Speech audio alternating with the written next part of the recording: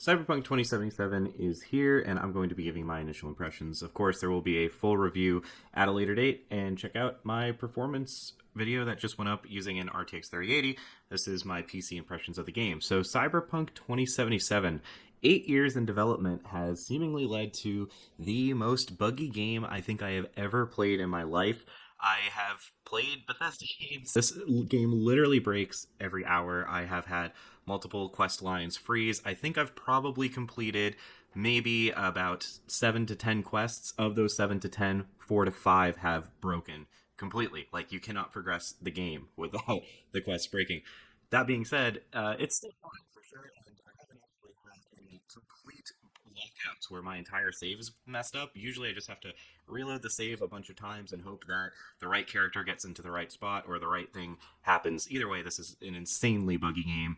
And it's hard to run without DLSS. This thing would be a miracle to run. Like I said, this is on PC, so I can't really speak to the console side of things. The game itself, though, is absolutely beautiful at times when the graphics are working and there's no visual bugs or glitches.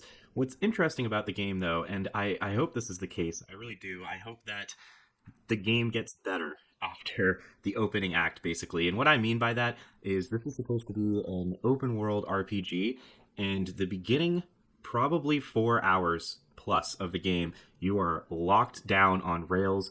There's very little choice that you can make. Pretty much the only dialogue options that you have are just to expand things, not really to change things. You can ask for more explanation, but you never alter the course of an argument, and you're ultimately funneled down the exact same path of discussions.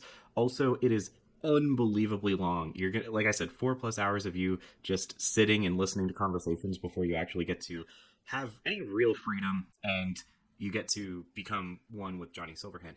Now, the thing that I guess I'm a little disappointed in is this is a 4+ hour tutorial. We're talking about Zelda Twilight Princess levels of slow tedium, but at the same time, they're not really teaching you anything. They're really just setting up the story in a really long way. You'd think if there was going to be a 4 hour tutorial that they would really teach you how to use your inventory, how to do inventory management, how to wear clothes, what stats do what, how to perform well in combat. But really, there's like a 10-minute optional combat tutorial, and otherwise, you're just kind of like going from point A to point B, going down, like I said, a very linear path of dialogue options.